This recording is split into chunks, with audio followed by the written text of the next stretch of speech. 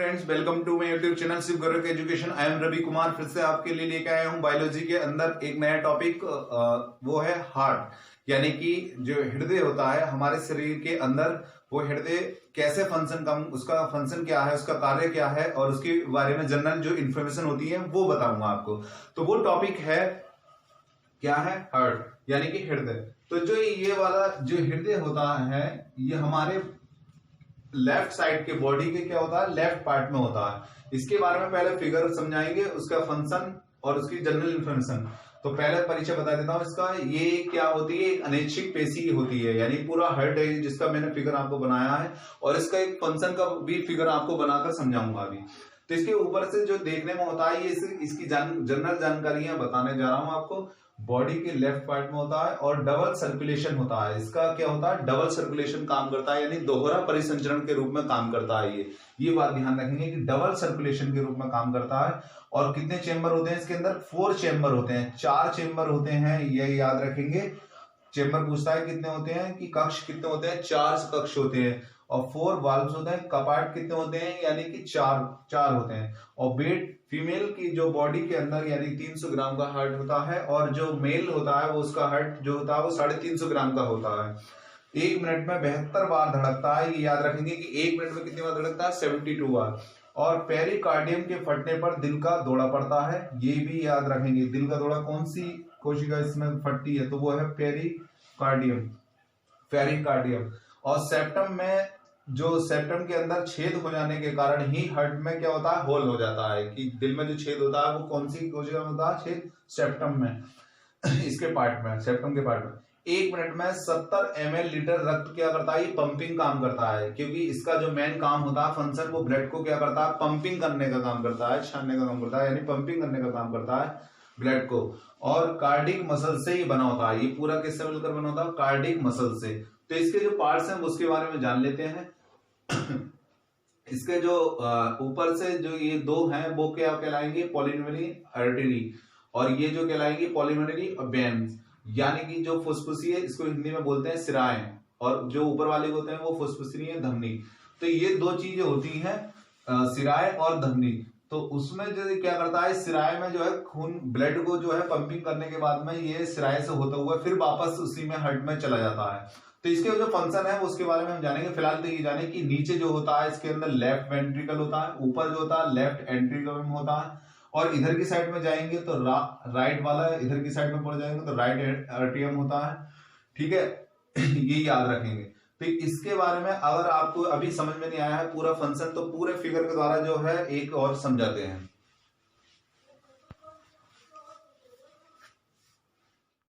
अब इसके फंक्शन के बारे में बात करते हैं हम।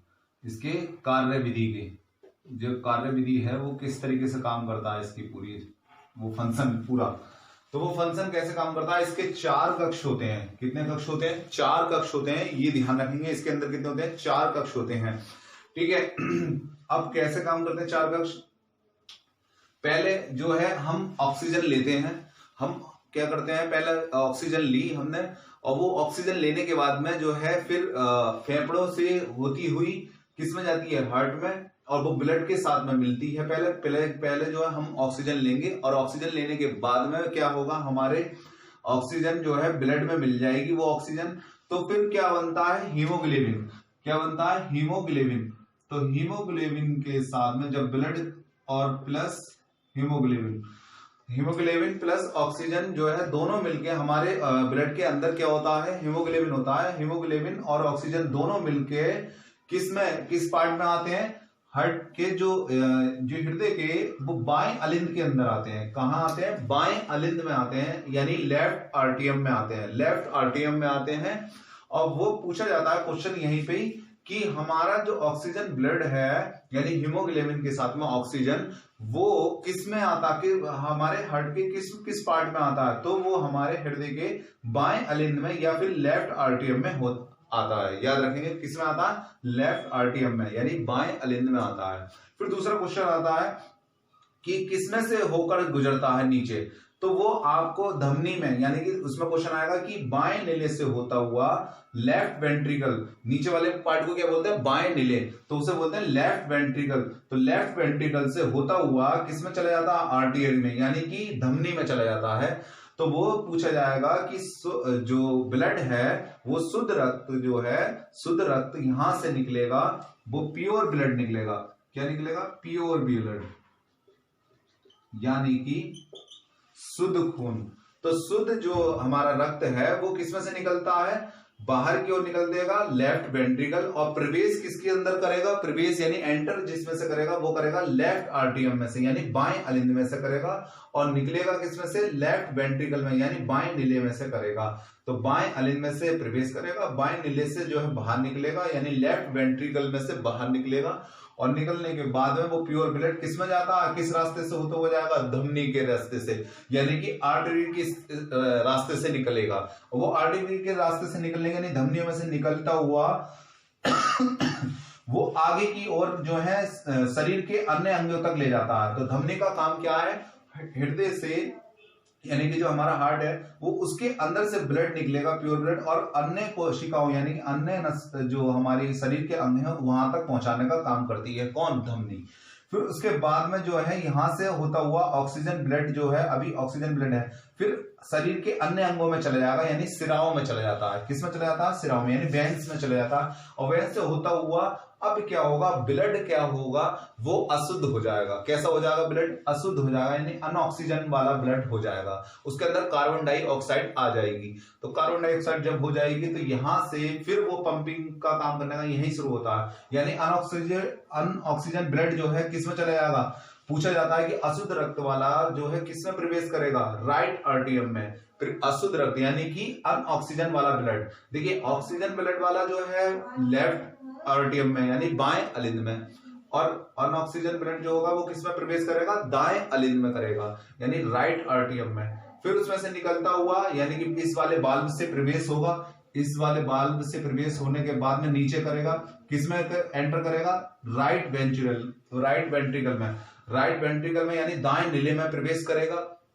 अब दाएं नीले से बाहर की ओर जो निकलेगा, कौन सा रक्त निकलता है, ये पूछा जाता है कि दाएं नीले से कौन सा रक्त होगा, इम्प्योर ब्लड। तो पूछा जाएगा कि इम्प्योर ब्लड यानी अशुद्ध रक्त जो है किसमें से, हृदय के कौन से पार्ट में से निकलता है, यानी हार्ट के कौन से पार्ट में निकलता है, तो वो दाएं नीले से निकलता है। याद रखेंगे, दाएं नीले से निकलता है और दाएं अलिंद में जो है प्रवेश करता है, राइट आर्टियम में प्रवेश करता है, एंटर करता है, राइट वेंट्रिकल में जो है निकलता है, राइट वेंट्रिकल में बाहर निकलता है इम्प्योर ब्लड।